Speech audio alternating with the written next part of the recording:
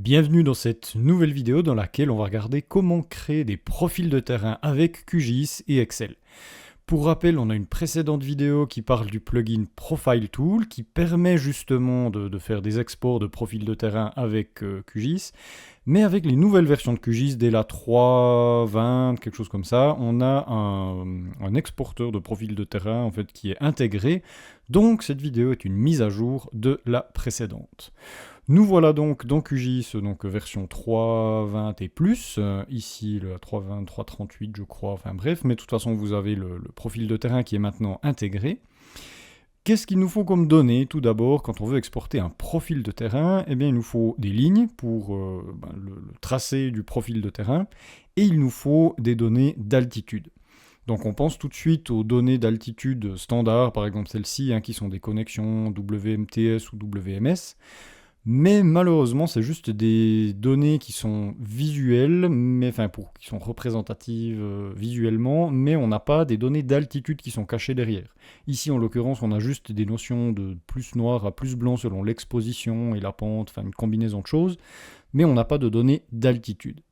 Pour avoir des données d'altitude, il faut soit télécharger des fichiers des fichiers raster, donc où chaque pixel a une donnée d'altitude, ou alors on peut utiliser un service qui s'appelle Mapzen Global Terrain, qui est normalement intégré maintenant dans QGIS si vous allez dans les connexions XYZ, donc Mapzen Global Terrain. Vous avez au niveau mondial des données d'altitude, mais les pixels sont assez grands. On parle de quelques gros mètres, voire dizaines de mètres selon la localisation. Donc c'est pas d'une qualité absolument folle, et selon ce que vous voulez faire, ça va pas forcément fonctionner. Donc si on utilise le profil de terrain en Suisse, en France, n'importe, dans des pays qui mettent à disposition des modèles numériques de terrain de qualité, ça vaut la peine. Ici, on va utiliser le modèle numérique de terrain de Suisse Topo. Je vous renvoie vers une autre vidéo raster virtuel et raster tuilé qui, elle, vous explique comment obtenir ces rasters et puis comment les fusionner quand on en a plusieurs, parce qu'il nous faut un seul raster pour extraire notre profil de terrain, sinon ça devient le bordel. Donc ici, j'utilise ceci, donc c'est simplement une tuile qui a priori est très moche, on va pas se le cacher. On a une espèce de dégradé fadasse de blanc au noir, donc en gros, plus c'est blanc, plus c'est haut, plus c'est noir, plus c'est bas. Si vraiment ça peut vous arranger, mais ça je crois que je le cite dans l'autre vidéo, on peut passer ça en ombrage, et on voit que si je cache l'autre en dessous, QGIS génère à la volée un ombrage, alors un peu pixelisé mais c'est pas grave, mais au moins on voit un petit peu ce qu'on fait, voilà. Mais c'est pas grave, le but de ce profil de terrain, de ce modèle de terrain, c'est de toute façon de nous donner des données d'altitude. Donc si on prend le petit i d'interrogation et qu'on clique quelque part sur ce modèle de terrain, on voit qu'ici on a une donnée qui s'affiche. C'est bêtement l'altitude de là où j'ai cliqué, donc vous pouvez voir qu'on a différentes altitudes qui s'affichent. Voilà. Ce qui n'est pas le cas avec l'autre. Si je prends celui-ci par exemple, il n'y a juste rien qui se passe parce que justement c'est que des données WMTS ou WMS, il n'y a pas d'altitude derrière. Voilà, donc je vais rester sur celui-ci. Ici, je vais fermer tout ça. Voilà. J'ai donc des lignes tracées un peu au bol, mais c'est pour l'exercice. Un projet de chemin, on va dire, en bleu, et puis des projets de lignes de câble en rouge. Et maintenant, on aimerait extraire donc les profils de ces différentes données. Donc je vais sur Vue et Profil d'élévation. Voilà, on a QGIS donc qui ouvre ici un grand panneau pour ces profils d'élévation. Ici, par défaut, il ajoute certaines couches, j'ai jamais compris exactement lesquelles, peut-être celle qui est sélectionnée au moment où vous ajoutez vous ouvrez ce panneau du profil d'élévation.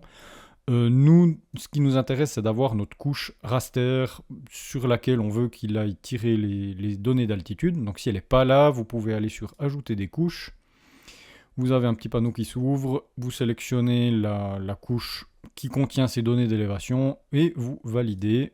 Et elle va s'afficher, donc vous pouvez décocher les autres, cocher seulement celles qui vous intéressent. Et ensuite, c'est tout simple, on peut soit dessiner avec ceci la ligne souhaitée, on termine par un clic droit et il nous sort le profil d'élévation. Ou alors, avec ce deuxième outil, on peut sélectionner une ligne qui est existante. Donc ici, en l'occurrence, ça nous arrange vachement bien parce qu'on a déjà des lignes qui existent. Donc on peut sélectionner ici les deux lignes de câble. On voit qu'on a une certaine différence de pente. On part vers 1004, puis on finit à presque 1700, un peu plus que 1750. Tandis que le profil de chemin, on a, il descend un petit peu, mais on est de 1770 à 1700. Donc on a environ 700 mètres de dénivelé. Et si je peux pas aller plus haut que ça, du coup il y a peut-être le bas de l'écran qui est un petit peu caché. Effectivement, il y a le bas de l'écran qui est un petit peu caché. Est-ce que j'arrive à compacter tout ceci, que vous voyez quelque chose? Voilà, c'est mieux. Donc on voit qu'ici on a à peu près même pas 100 mètres de dénivelé sur 600 mètres de distance, alors que nos lignes de câble, on a 400 mètres de dénivelé sur 550 mètres de distance. Voilà. Donc déjà ça, c'est déjà intéressant. On peut, si on le souhaite, exporter le graphique au format PDF ou au format image, donc c'est tout à fait possible. Vous pouvez aussi zoomer, dézoomer, déplacer, enfin ce que vous souhaitez ici pour votre graphique. Si vous avez plusieurs données à échantillonner, je sais pas, par exemple, si vous avez un raster de pente et un raster d'altitude, vous pouvez les mettre les deux, les cocher les deux, et il vous fera deux graphiques, deux courbes différentes. Si vous double-cliquez sur votre couche, vous avez les propriétés de la couche avec le style de ligne que vous pouvez choisir, même un remplissage si vous le souhaitez. Enfin bref, je vous laisse jouer avec les paramètres. Parce que nous, ce qui nous intéresse surtout, c'est de pouvoir un petit peu personnaliser ce graphique, voire un petit peu sortir d'autres données, par exemple les calculs de pente.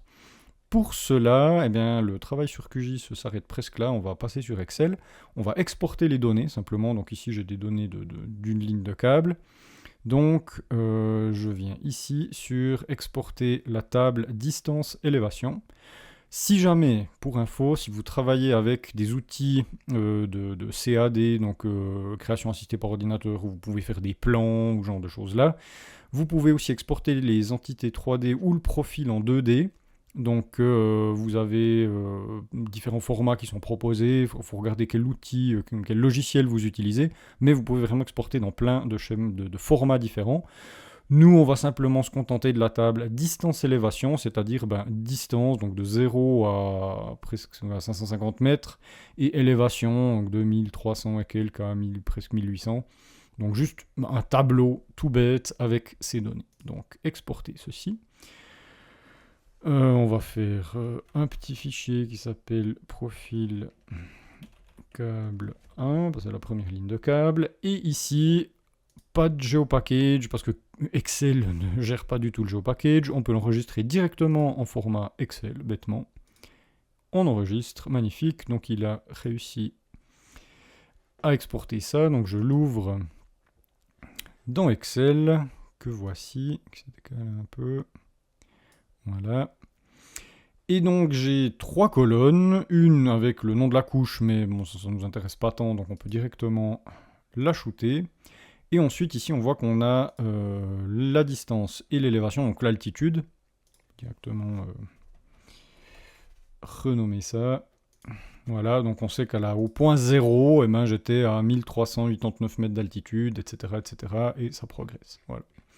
Donc, ce qu'on peut déjà faire pour visualiser ça, tout bêtement, c'est venir dans Insertion, et puis vous pouvez simplement cliquer sur Graphique recommandé. Normalement, Excel n'est pas trop débile, et il arrive à vous proposer directement le mode nuage de points, sinon sélectionnez tous les graphiques XY nuage de points, et puis celui-ci là. Idéalement, vous pouvez même passer en ligne simple, parce que les points, c'est pas l'idéal, quoi.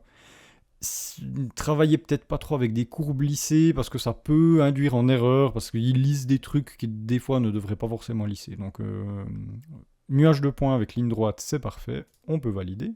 Et on retrouve à peu près notre graphique qui était avant dans Excel, qui était avant dans QGIS.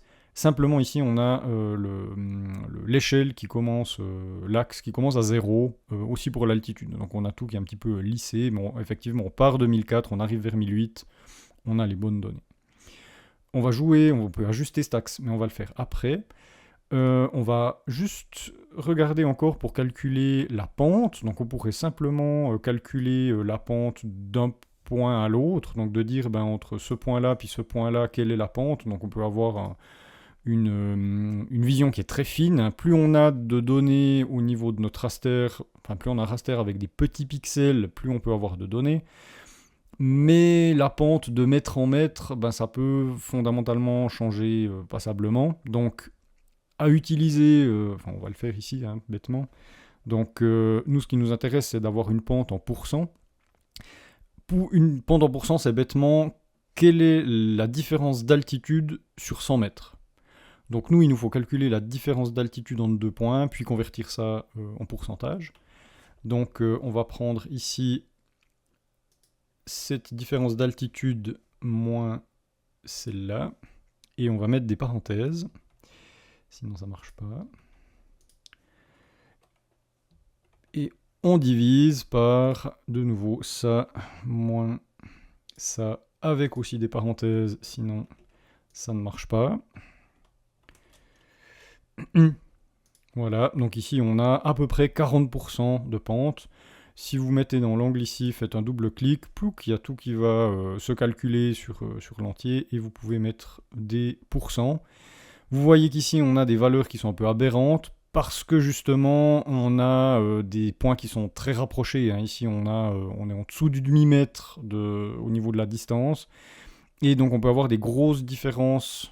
Enfin, il suffit d'une différence un petit peu notable au niveau de l'altitude pour arriver à des pourcentages qui sont un peu débiles. Voilà. Donc on voit qu'on peut varier, on arrive... là, il y a un petit coin qui se calme un petit peu, après ça monte, ça descend, enfin bref. Donc, quand on a des données raster qui sont très fines, comme ici en l'occurrence, calculer un pourcentage de pente avec cette manière-là, c'est pas tout à fait l'idéal. Donc, on va simplement faire une autre variante. L'idée, c'est de calculer un pourcentage de pente sur une distance. Donc, de dire, sur tous les 10 mètres, calculer une moyenne, on va dire, sur 10 mètres. Ou sur 20 mètres, c'est égal, que ce soit un petit peu représentatif. Vous pouvez faire des tests. Ici, je vais faire sur 10 mètres. Donc, l'idée, c'est, là, on a 0. Si je descends un bout, ici, on a 10. On est à 31, donc à peu près à la case 15. Pousser mon machin. Tac, ici, on va calculer la pente sur 0 à 10 mètres, et donc de l'altitude là à l'altitude qui correspond à 10 mètres. Donc de nouveau, on est égal à... On va ouvrir la parenthèse maintenant. Alors, on va aller celui qui a 10 moins le premier, divisé par celui-ci moins celui-ci. Tac. Voilà. Vu qu'on fait ce calcul sur 10 mètres, les 5 premiers mètres, en l'occurrence ici, ils n'auront pas de pente, parce qu'on ne peut pas calculer une moyenne sur ces 5 premiers-là. Là aussi, on peut descendre tout ça. Et je vais mettre ça en pourcent. Et on voit qu'on a tout de suite des valeurs qui sont beaucoup plus potables que ce qu'on avait avant. Vous pouvez aller tout en bas. Là aussi en bas, les 5 derniers, on voit que ça stagne bizarrement à 29. C'est simplement qu'il utilise des données ici en dessous qui n'existent pas pour calculer ces dernières valeurs. Donc là, vous pouvez simplement les supprimer. Les 15 dernières environ. Comme ça, on n'a pas de valeur débile. Voilà. On va simplement nommer aussi notre colonne pente 20 mètres. 10 mètres, pardon, je fais sur 10 mètres, pas sur 20 mètres. Je vais y arriver. Et on va rajouter ces données dans le même graphique, tant qu'à faire. Donc on peut simplement faire un clic droit sur le graphique, sélectionner les données, ajouter, nom de la série, pente 10 mètres. Valeur de la série des abscisses en X. Donc en X, c'est la distance parcourue horizontale, donc c'est cette colonne-là. Et puis en ordonnée, eh bien, c'est notre fameuse colonne pente 10 mètres, ici. Voilà. Donc on a nos deux données, on voit que ça ressemble absolument à rien du tout, mais surtout qu'il m'a pris des... Bon, ça on pourra ajuster de toute façon après, c'est pas bien compliqué. On a de toute façon on a nos deux données qui sont là, mais Excel il va les afficher les deux sur le même axe Y, alors que là on a des pourcents et puis là on a de l'altitude, donc ça n'a rien à voir. Donc ce que vous pouvez faire, c'est faire un double clic sur sur la ligne que vous avez là. Il faut juste bien voilà, que ça ressemble à ça, exactement. Donc quitte à cliquer à côté, puis recliquer sur la ligne qui vous a faite ici chez moi en orange en bas. Et sur le côté, vous pouvez aller dans les options des séries et puis tracer avec un axe secondaire, voilà. Et donc là on a un axe secondaire, mais pourquoi il me fait des trucs débiles avec des valeurs pareilles? Parce que j'ai plus de valeur après, normalement. Non, il n'y a plus de valeur.